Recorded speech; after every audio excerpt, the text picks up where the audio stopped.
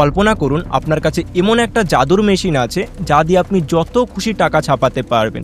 যখনই পকেটে টাকা কম পড়বে আপনি শুধু একটা সুইচ টিপবেন আর কারি কারি টাকা বের হয়ে আসবে।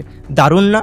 ঠিক এই কাজটাই বছরের পর বছর ধরে করছে আমেরিকা। কিন্তু প্রশ্ন হলো, আমেরিকা যখন ওয়াশিংটন ডিসির প্রেসে বসে বিলিয়ন বিলিয়ন ডলার ছাপায় তখন আমাদের পকেটে টাকার দাম কেন কমে যায়?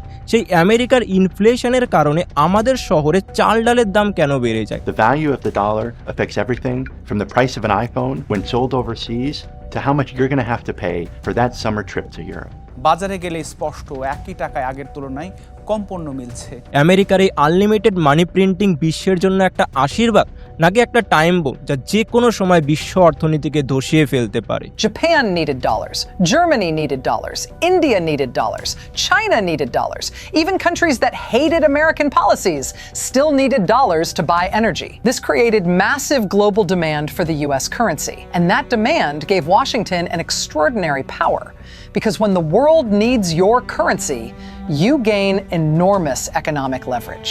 দেখুন, যে কোনো দেশের কারেন্সির মান নির্ভর করে সেই দেশের গোল্ড রিজার্ভ বা উৎপাদন ক্ষমতার ওপর। কিন্তু ডলারের ক্ষেত্রে গল্পটা সম্পূর্ণই আলাদা। 1944 সালের ব্রেটন উডস এগ্রিমেন্টের পর থেকে ডলার হয়ে ওঠে বিশ্বের একমাত্র কারেন্সি। অর্থাৎ আপনি তেল কিনুন বা সোনা, ট্রানজ্যাকশন হবে ডলারে। For 8 decades, the US dollar has been the linchpin of global trade and finance. 100,000 ton water. The modern world was built on it.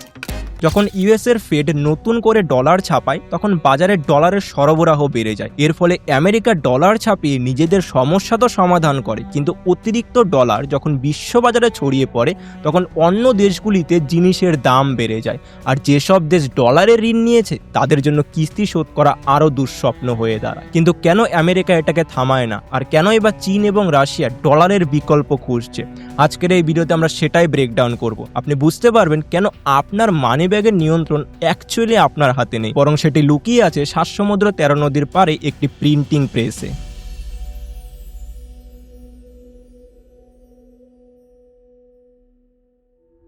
দেখুন, টাকা ছাপার রহস্য বোঝার আগে আপনাকে জানতে হবে ডলার কেন স্পেশাল। সাধারণ কোনো দেশ যেমন শ্রীলঙ্কা এবং জিম্বাবুয়ে যখন নিজেদের সংকট মেটাতে অতিরিক্ত টাকা ছাপায় তখন সেই টাকার মান মাটিতে মিশে যায়। একে বলে হাইপার ইনফ্লেশন। কিন্তু ডলারের ক্ষেত্রে এমনটা ঘটে না। এর পিছনে রয়েছে 1944 সালের ব্রেটন উডস এগ্রিমেন্ট। দ্বিতীয় বিশ্বযুদ্ধের পর বিশ্ব নেতারা একমত হয়েছিলেন যে আন্তর্জাতিক বাজারে একটি স্থিতিশীল মুদ্রা থাকা খুবই জরুরি। তখনই ডলারকে সবাই সোনার সাথে যুক্ত করে। কিন্তু তারপর 1971 সালে প্রেসিডেন্ট রিচার্ড নিক্সন এই ডলারের সাথে সোনার সম্পর্ককে ছিন্ন করেন। অর্থাৎ এর পিছনে কোনো সোনা নেই, আছে শুধু আমেরিকার ওপর বিশ্বের একটা বিশ্বাস। বর্তমানে বিশ্বের প্রায় 80% এবং তেলের লেনদেন প্রায় পুরোটাই ডলারে হয়ে থাকে, যেটাকে পেট্রো ডলার সিস্টেম বলা হয়। All those nations that export their oil must sell it in dollars. So if the dollar loses value, so does their oil. দেখুন, আমেরিকার সেন্ট্রাল ব্যাংকে ফেডারেল রিজার্ভ বলা হয়, সংক্ষেপে ফেড।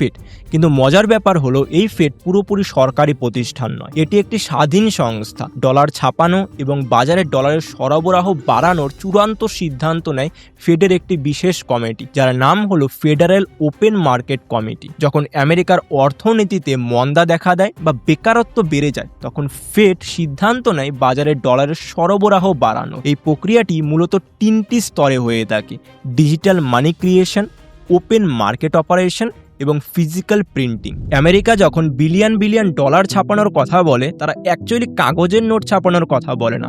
তারা যেটা করে সেটাকে বলা হয় কোয়ান্টিটিভ ইজিং। প্রক্রিয়াটি এমন, তারা তাদের কম্পিউটার সিস্টেমে কোনো টাকা না থাকার সত্ত্বেও নতুন করে ক্রেডিট বা ব্যালেন্স তৈরি করতে পারে।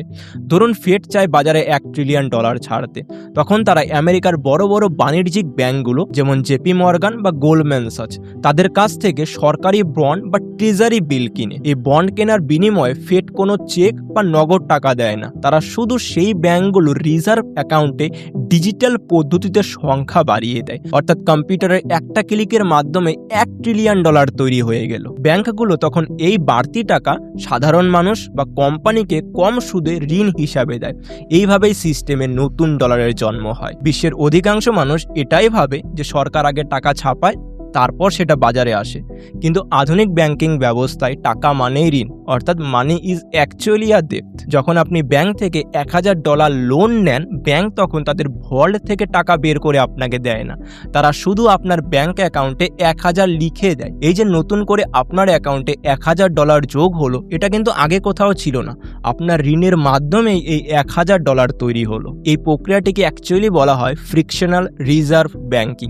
আমেরিকা এই পদ্ধতিকে ব্যবহার করে বিলিয়ন বিলিয়ন ডলার লিকুইডিটি তৈরি করেছে। কাগজের নোট তখনই ছাপানো হয় যখন মানুষের নগদ টাকার প্রয়োজন হয়, আর এই কাজটা করে একটা বিশেষ সংস্থা যার নাম হলো ব্যুরো অফ এনক্রেভিং অ্যান্ড প্রিন্টিং। এটি ইউএস ট্রেজারি ডিপার্টমেন্টের একটি অংশ, যারা প্রতিদিন কোটি কোটি ডলার ছাপানোর ক্ষমতা রাখে। এখন একটি নতুন নোট ছাপানোর পরে ইউএস এর ফেড সেগুলোকে কিনে নেয় এবং বাণিজ্যিক ব্যাংকগুলোর মাধ্যমে সেগুলো বাজারে ছড়িয়ে পড়ে। তবে মনে রাখুন, নতুন নোটের একটি বড় অংশ পুরনো বা ছিঁড়ে যাওয়া নোটের প্রতিস্থাপনের জন্য। এটাও বুঝুন যে আমেরিকার $100 একটা নোট ছাপাতে খরচ হয় 17 থেকে 20 সেন্ট, কিন্তু এর বিনিময় মূল্য $100। এই যে উৎপাদন খরচ আর ফেস ভ্যালুর মধ্যে পার্থক্য, একে বলা হয় সিনিয়রেজ, যেটাকে ব্যবহার করে আমেরিকান সরকার প্রত্যেক বছর প্রচুর টাকা আয় করছে। এখন আপনার মনে প্রশ্ন আসতে পারে, আমেরিকা ব্যানক্রাফট হয় না কেন? এর জন্য আপনাকে আমেরিকার পাওয়ারটা বুঝতে হবে। দেখুন, অন্যান্য দেশ যেমন শ্রীলঙ্কা বা জিম্বাবুয়ে, তারা অতিরিক্ত টাকা ছাপালে তাদের মুদ্রার মান পড়ে যায় এবং তারা দেউলিয়া হয়ে যায় বা ব্যানক্রাফট হয়ে যায়।